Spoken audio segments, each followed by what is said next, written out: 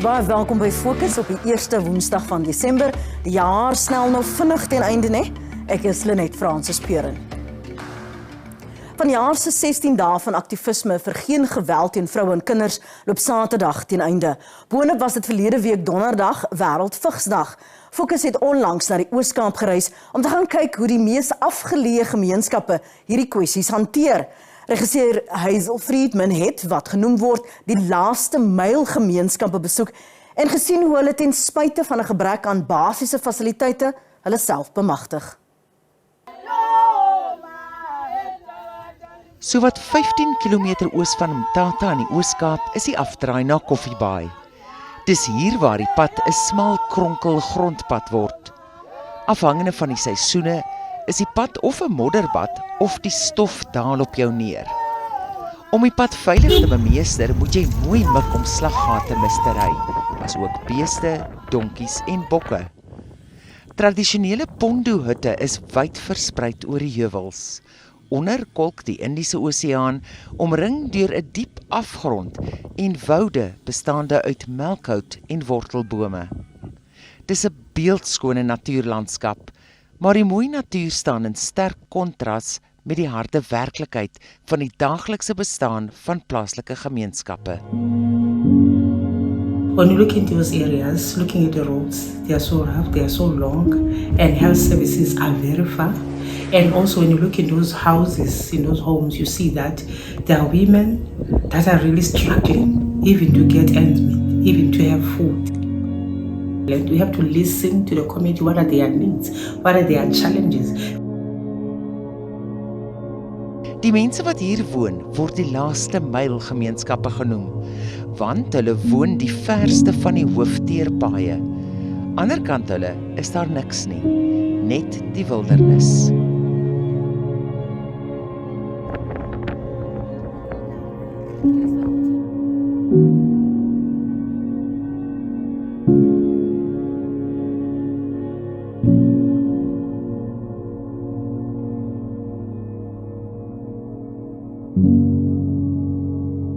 Uitgestrek oor 'n bergagtige gebied van 30 vierkante meter lê die Mankosi omgewing.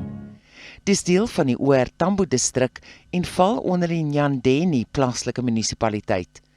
In die apartheidsjare was dit deel van die Transkei. Tot vandag toe is daar geen teken van ontwikkeling nie. Die gebied het agtergebly en word gekenmerk deur armoede. Daar is ook duidelike tekens van verwaarlosing. Ons besoek 'n Brits gebaseerde nie-regeringsorganisasie, One-to-One Children's Fund. Today we're going to Mankosi area. That is where we run our program. We have an office there where our mentormoeders and also supervisors meet. Hulle werk reeds vir meer as 15 jaar in Afrika en fokus hoofsaaklik op HIV-VIGS-onderrig, sowel as die fasilitering van behandeling ook in die res van Suider-Afrika. So the area that we're going in right now, Mankosi, the chief of the area is Chief Sitao. And his wife is also very involved in the community development projects. In 2016 het die organisasie 'n kantoor in Mankosi geopen. Hier is 'n projek genaamd Enable, oftewel bemagtig, ontwikkel om plaaslike vroue op te lei as mentormoeders wat kinder- en vroue se gesondheidskwessies op grondvlak aanpak. The position is in the deep rural areas. This is where we're working, just ensuring that women and children and men now are getting the enough help that they need. We are bridging the gap that has always been there. On a daily basis, they wake up, they do house to house, just to make sure that in each family they have all their health needs. Also identifying early pregnancies, which is one of the key things, so that they can be able to refer those mothers into the clinic. Die mentormoeders kom uit op plekke waar min organisasies, indien enige, sal gaan. Hulle help 36 van die armste en mees afgesonderde gebiede, wat nie toegang het tot basiese fasiliteite nie, waar 24% van die ma's HIV positief is. I'll make sure all these households I go through, if no child support grant, I must do something about that. If no birth certificate or IDs, I must do something about that. If it's clinical, I write a referral immediately to go to the clinic and I report community nurse, I have this case. Then communities come and visit that house. I'm interested to assist other people and community. Every challenges, I like to support and assist any problems of communities because of one-to-one and because of my work. I'm saving their lives. Yes. I am openly living with HIV, so I want to help my community members. So I thought when I join the team, I will gain more and more information. It helped me because I continue to preach the word of disclosing and adherence and informing the support groups as well. One-to-one is even going to the point of even starting a support group just to encourage people to be able to meet up together and encourage one another. And one-to-one is making sure on a daily basis when they go into those homes, there's follow-up. Die Mankosi kliniek in Tshwane naby Mdumbistrand is in 2010 gebou deur die plaaslike gemeenskap wat ook daarvoor betaal het. Hulle het hulle maatskaplike toelaag bymekaar gesit en die R250,000 betaal. Die departement van gesondheid stuur elke week 'n mobiele kliniek en verpleegpersoneel om na die gemeenskap se behoeftes om te sien.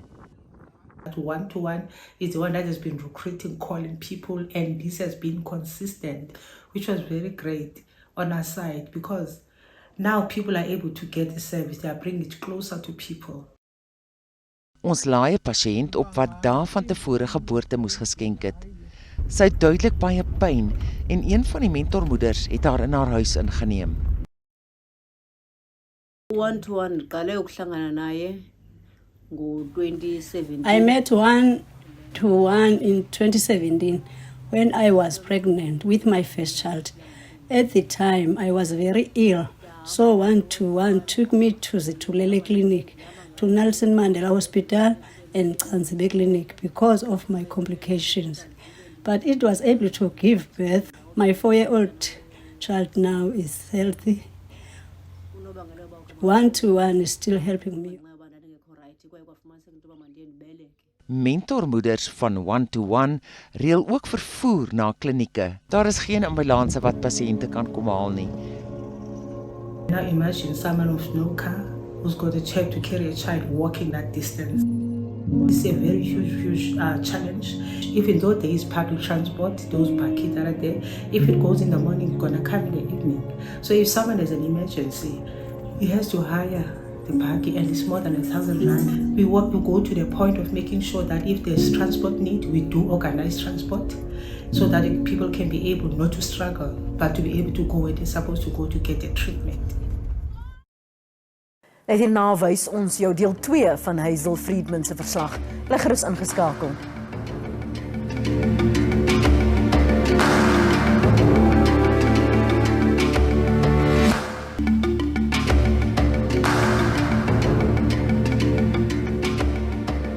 Welkom terug by Fokus.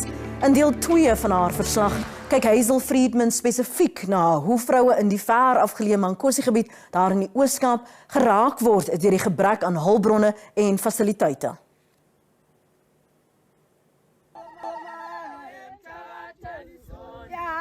Vroue dra die swaarste las wat betref onderontwikkeling in landelike gebiede. Hulle onderhou die klein landelike ekonomie en is meestal die hoof van hulle huishouding. When you go into these houses, you see that it's mostly elderly women that are taking quite a number of children. And in other houses, you see that is young children that are taking care of their own siblings because their parents have passed on. In 'n omgewing met 'n werkloosheidssyfer van 90% maak huishoudings hoofsaaklik staat op maatskaplike toelaag. Most men in the rural areas are unemployed, are sitting at homes. They can't provide for their families.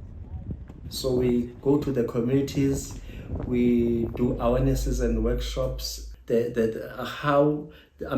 What is it that they can do to live a better lives with their spouses or families? Die uitdagings van hierdie afgesonderde landelike gemeenskappe is vererger deur COVID-19, nie net wat betref HIV/VIGS nie, maar ook wat betref tienerswangerskappe en geslagsgeweld. Most of them, they have single parents, no father next to for supporting or maintaining the needs of the child. When the teenage have a pregnancy, the person is pregnant, that woman is run away. So the girl is a victim because of he can't run away. If the victim raped by the relative, then the head of relative said, no, don't talk about this. We will handle it with the family. I don't want our news to go out. We talk the young ladies, you must, when you have something wrong in your body, please don't keep quiet. Speak out. Die VN-liggaam UNAIDS se wêreldverslag van 2022 getiteld In Danger, oftewel in gevaar, wys die krisisse uit wat die wêreld beleef het tydens die COVID-19 pandemie en die vernietigende impak daarvan op mense met HIV. Volgens nuwe inligting het die hulpbronne en toegang tot behandeling gekrimp. Dit kelder die wêreldwye teiken om HIV/VIGS teen 2030 uit te roei. South Africa has one of the biggest treatment programs, right? And there's just a very big struggle in keeping on treatment. 'n Verslag oor die situasie in die Oos-Kaap is bekend gestel. Dit is saamgestel deur Richitse, 'n gemeenskapsgedrewe moniteringstelsel, saam met die Treatment Action Campaign en ander organisasies wat mense met HIV verteenwoordig. These organizations came together to form Richitse, and we monitor over 400 clinics and community healthcare centers across 29 districts in 8 provinces in South Africa, with about 50 facilities being in Eastern Cape. Die Richitse verslag erken verbeterings in die bewusmaking van HIV in die provinsie, maar gemeenskappe steeds ly onder die provinsie se onderbemande, oorlaaide gesondheidsdepartement met min hulpbronne. With our clinics being in crisis and them being the primary healthcare center that people use, we need to ensure that our clinics are operating right. Byvoorbeeld die Mankosi kliniek staan meestal leeg. Dis verwaarloos en daar's geen water nie. That's one of the biggest challenges that really government needs to really pay attention on. Because when you look into these areas, most of them, they just don't have water. They have taps that are put there, but the water is like in the area that we're in today, the taps have been there for 2 years, there have been no running water from the taps. Now people have to go to the rivers. Look at the rivers, they are very far now. We're talking here about someone who's got quite a number of children. And we're also talking about someone who doesn't even have a transport to go fetch that water. I was taking my treatment, but it was becoming too difficult to get it. And I couldn't walk to the clinic. I couldn't eat, but one-to-one helped me to continue taking the treatment. My 1-month-old baby and I are now both doing well. Knowledge about the health itself is a big struggle because they don't understand what to do next. So now knowing that on a daily basis, we ensuring that each and every household is able to get the knowledge that they need to have true education, awareness about health services, even about their own lives. Die Oos-Kaapse Departement van Gesondheid het nie gereageer op Fokus se versoeke vir reaksie nie. Tog is hierdie arm gebied ryk aan deursettingsvermoë en hoop. This is one of the focus that we had in one-to-one, especially in 2022. We educate people about nutrition. People are taking their own initiative into making sure that they start their own communal gardens, which is one of the greater things, because in there they're able to support each other.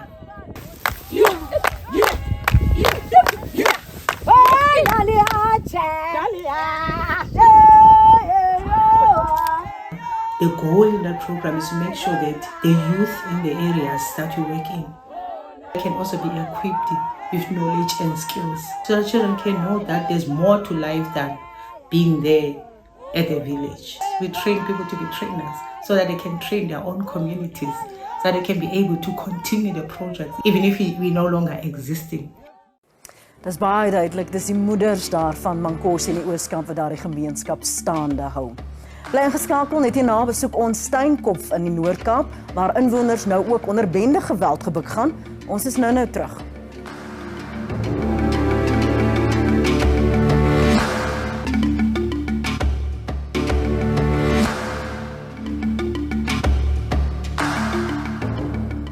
Inwoners van Steenkop naby Springbok in die Noord-Kaap is erg bekommerd oor toenemende bendebedrywighede in die gebied. Dis meestal jong seuns wat paniek saai met pangas en skerp voorwerpe. Boonop sukkel die gebied met 'n onderbemande polisiekantoor wat 'n radius van omliggende dorpe buite Steenkop moet bedien. Regisseur Keith Seister het die verslag gestuur. Steenkop is oor die algemeen 'n relatiewe stil dorpie, maar in die jongste tyd word die dorpie deur allerlei soort van bende geweld getuister. En boonop sukkel die gemeenskap met 'n polisiestasie wat te min polisiebeamptes het om die situasie te polisieer. Engela Farmer is een so bekommerde inwoner. Sy sê daar word baie traag aan hul pleidooi gehoor gegee. Die onderbemande polisiestasie het die gemeenskap genoop om hul eie patrollies op die been te bring, maar hulle kan nie die wet toepas nie, sê Engela. Keith, dis al baie lank wat ons met die probleem sit. Die top 5 waarin ek behoort, was voorheenlede van GPF en Women Against Crime. En ons kom al van daar wat ons praat en briewe skryf en goed. Die probleme by onder Steenkop polisiestasie is 2 lede per skof en ons het die voertuie nie. Nou so sê 'n maand of 2 gelede die community in Blue begin in Steenkop. Maar wat kan die community in Blue, die polisiemanne, hulle is wel die ore en die oë van die polisie en van die gemeenskap. Maar ek meen hulle kan nie die wet toepas nie. Hulle kan tussen die gemeenskap beweeg en waarneem, maar hulle kan nie optree nie. Nou wat gebeur, want soos die buiteplekke van Steenkop, soos Rooiwal, Vioolsterwille, val ook onder Steenkopstasie. So wat gebeur as daar 'n probleem is, 'n groot probleem, byvoorbeeld in Vioolsterwille. Dan moet die polisie daarna toe gaan met die polisiebakkie en hierdie kant wat gebeur. Al loop die community in bloed in die gemeenskap rond, hulle kan niks doen nie. Een persoon in die GDS, hier mag nie een persoon na polisieman na klagte toe gaan, dit moet meer as een persoon wees. So is dit met 'n geweldige probleem. Ons het die probleem aangespreek top 5 met die clusterkommander, met die kolonel Andrews van Springbok. Hy is op 'n oomblik eens lekker saam met ons, omdat ons nie antwoord kry, dan gaan jy maar verder. Ons het seker 14 e-mails gestuur tot by die president se kantoor. Jy kry net nie reaksie nie. Ons het gevra vir hulp, soos K9 in die rooi badges wat Steenkop toe kom. Dis goed en wel, maar jy kan nie Steenkop toe kom op 'n Saterdagnamiddag en teruggaan nie, want die kwaad is nie daai tyd nie. Dis in die nag wat die kwaad gebeur. Die hartseerste van die hele storie is dat dit kinders is. Wat nou ek weet nie, dit lyk vir my dis nou 'n trend om 'n gangster te wees. Maar die hartseer is hulle loop met gevaarlike wapens rond. Vryskut radiojoernalis Vassie Sandra Sygran was een van die slagoffers van bendes wat die strate van Steenkop oorneem en paniek saai. During the attack, I was told, do I know who they are, what they can do to me and what they could do to my family, actually, if I continue doing stories about them. And for me, that's something that really scared me and frightened me. But at the end of the day, I'm a news reporter for Radio NFM, and I have to do stories about such so that I can promote that awareness within our community. What kind of story were you telling about these guys? So the story that we did on Radio NFM, we've been talking about it for a couple of months now. I did a story where I did an interview with a former gangster, actually, about these boys that think they're actually ruling the streets of Steenkop. And the thing is, we promoted that our community needs to be more aware, have more awareness about what's going on, and the police have to step in and actually start changing it, because the police service within Steenkop is one of the major issues that the people are having currently. And these boys are literally running the streets. David Kloete is 'n veeboer in die gebied. Hulle kommer is 'n kwaai toename in veediefstal en ook 'n toeloop van dwelms onder veewagters. Die feit dat daar min polisiebeamptes op die dorp is, laat toe dat veediewe wegkom. Die probleem is, daar is 'n geweldige toeloop van dwelms op die buiteland, tussen die boere, tussen die werkers, sal ek nou maar som die ouens vir die vee oppas.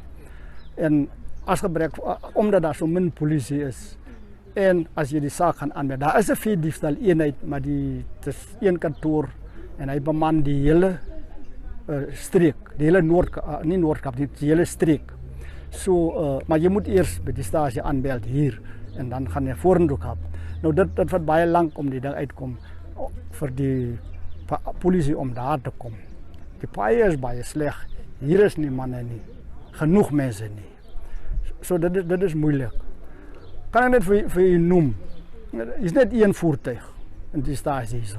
Nou net so kort. Ek is deel van die gemeenskap in blou. Saaklik. En omdat daar net een voertuig is, word die polisie soms uitgeroep na die buitemin toe, na die plase toe. En hulle moet soms die ander stasies soos Hengries en daai plekke ook doen. En dan gaan daar baie tyd verlore. Juist as gevolg van die te min mannekrag. Die voertuig is 'n probleem. Het ons al aangespreek met die hoofde, polisie se hoofde. Met die premier, met die generaal. Ons het selfs 'n brief geskryf tot by die president en die adjunct. Nou hulle sê vir ons, ja, hulle is bewus van die probleme en hulle werk daaraan. Maar nou werk hulle net daaraan. Maar op die grond word daar niks gebeur hier. Die provinsiale kommissaris van die polisie in die Noord-Kaap, luitenant-generaal Kaliso Otola en die SABC bestuur is bewus van die tekort van mannekrag by sekere stasies in die provinsie. Steenkof polisiestasie lewer 'n 24-uur diens aan die gemeenskap. Die toekenning van lede by stasies met kritieke tekort aan mannekrag sal geprioritiseer word. Ten opsigte van die klagtes van gemeenskaplede kan hulle die distrikbevelvoerder Brigadier Andrews kontak op 082 495 5246 of die Steenkof polisiestasie bevelvoerder om probleme te bespreek. Dit moet ook genoem word dat daar verskeie interaksie was tussen Brigadier Andrews en die besorgde gemeenskaplede. Dis ongelukkig al vir vanaand. Onthou, indien jy die uitsending gaan misloop of dit nou weens beerdkrag is, maak nie saak nie, Fokus is steeds op YouTube beskikbaar. Ons groet dus tot volgende Woensdag aand om 7. Tot dan. Totsiens.